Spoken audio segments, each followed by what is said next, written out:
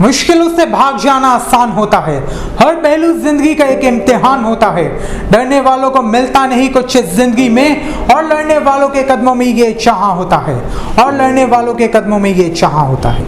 Many years ago, two salesmen were sent to Africa by a shoe company to find out if there is a market for shoes or not.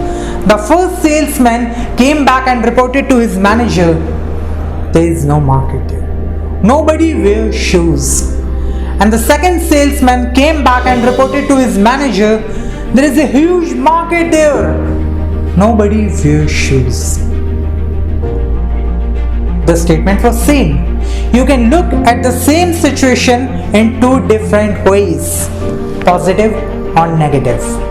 The first salesman looked at it as a problem, and the second salesman looked at it as an opportunity. Next time, whenever we face any kind of situation, any kind of problem in our life, let us ask ourselves, how can we do it? Rather than simply saying, it can't be done, I can't do it. Thank you.